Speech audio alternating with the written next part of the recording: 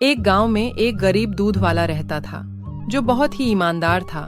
वह रोज सुबह उठकर अपनी गायों व भैंसों की खूब सेवा किया करता था, जिससे उसके सभी पशु भी उससे बहुत खुश रहते थे, क्योंकि उन्हें बहुत ही अच्छा आहार व्यवहार मिल रहा था। राम जी अपना सारा दूध इकट्ठा कर रोज पास के गांव में बेचने जाया करता था। उसका दूध बहुत ही उत्तम होता था, इसलिए उसके ग्राहक दिन पर दिन बढ़ते ही जा रहे थे, जिसका सबसे बड़ा कारण यही था कि वह अपने पशुओं का बहुत ख्याल रखता था, इसलिए वह हृष्ट पुष्ट होकर दूध भी अधिक ही देती थी। राम जी आसपास के गांवों में भी मशहूर होता जा रहा था, क्योंकि वह बहुत ईमानदार था, इसलिए वह दूध में कभी भी पानी नहीं मिलाता था, जिससे उसके ग्राहक बढ़ते ही जा रहे थे। एक दिन जब वह गांव में दूध बेच रहा था, तो बहुत से ग्राहक कहने लगे, भैया, हमें भी हमारे जान पहचान वाले बहुत से लोग आपसे दूध लेने की बात करने के लिए कहते रहते हैं। क्यों नहीं तुम अपने पशुओं की संख्या थोड़ा और बढ़ा लेते, जिससे कि उन्हें भी तुमसे ही दूध मिल जाया करे। उस दिन राम जी दूध देकर जब अपने घर वापस लौट रहा था, तो सोचने लगा कि क्यों ना मैं कल ही एक और भैंस खरीद लूं, जिससे मेरे ग्राहकों को खाली हाथ वापस नहीं जाना पड़ेगा। और ऐसा सोचकर वह अगले दिन कुछ पैसे लेकर पास के गांव गया। उसने वहां पर एक बहुत ही अच्छी नस्ल की भैंस खरीदी और उसे लेकर वापस अपने घर की ओर लौट पड़ा। रास्ते में छोटा सा सुनसान जंगल पड़ता था और राम जी अपनी नई भैंस को लेकर उसी रास्ते से वापस लौट रहा था कि तभी अचानक से उसके सामने एक बेढंगा सा आदमी आ खड़ा हुआ, जो कि एक चोर था। वह चोर उससे कहने लगा, ओ दूध वाले, मेरी बात को ध्यान से सुन, मुझे अपनी यह भैंस दे दो, नहीं तो मैं अपने इस डंडे से अभी तुम्हारा सिर फोड़ दूंगा और भैंस ले जाऊंगा। इससे अच्छा है तुम बिना पिटे ही मुझे अपनी भैंस दे दो और यहाँ से चुपचाप चले जाओ। राम जी ने मन में सोचा, इस चोर से अभी झगड़ने से कोई फायदा नहीं है, मुझे अपनी अक्ल से काम लेना होगा।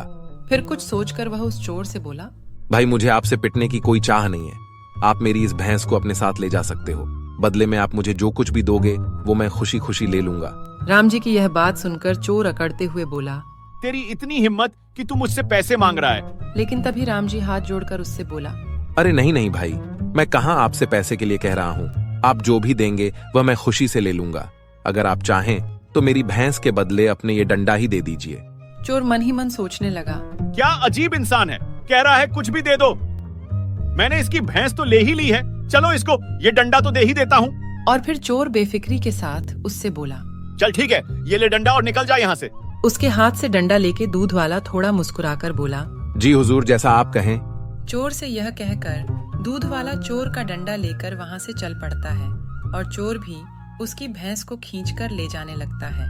लेकिन यह सब उस दूध वाले की एक तरकीब थी उस चोर से निपटने की, क्योंकि कुछ ही पलों में वह दूध वाला तेजी से उस चोर के आगे आकर उसका रास्ता रोक लेता है। इस बार चोर कुछ हड़बड़ाकर उसे देखता है और गुस्से से कहता है, तू फिर आ गया मेरे सामने, लगता है कि आज तू मुझसे पिटने ही वाला है। चोर की यह बात सुनकर दूध वाला बेफिक्र होकर उससे कहता है, पहले तू अच्छी तरह सोच ले, फिर मुझे पीटने के बारे में सोचना, क्योंकि कहीं ऐसा ना हो कि मेरी जगह तेरी ही पिटाई हो जाए। इतना कहकर राम जी अपने हाथ में मौजूद डंडे को हवा में लहराने लगता है, जिससे चोर सारा बदला हुआ नजारा समझ जाता है। वो एकदम से हैरान और परेशान हो जाता है, क्योंकि उसे पता था कि अब बाजी उस दूध वाले के हाथ में आ चुकी है। राम जी उससे बड़े जोश से कहता है, अब तू मेरी भैंस को छोड़कर अभी के अभी यहाँ से भाग जा, नहीं तो मैं तेरी वो पिटाई करूंगा कि तू चलने फिरने लायक भी नहीं बचेगा। वो डंडे को ऊंचा उठा लेता है, जैसे कि अब भी उस चोर की पिटाई करने ही वाला हो। उसके ऐसा करते ही अगले ही पल चोर वहां से भाग जाता है, जिसे देखकर राम जी खुश हो जाता है और अपनी भैंस को लेकर लाठी को लहराता हुआ अपने घर की ओर चल पड़ता है। अपने घर पहुंचकर उसने नई भैंस को ले जाकर अपनी पुरानी गायों तथा भैंसों के साथ बांध दिया। वो चारा पानी खिलाया। अगले दिन से उसने अपने कुछ ग्राहक भी बढ़ा दिए, क्योंकि उसकी नई भैंस भी 2 टाइम दूध देने लगी थी।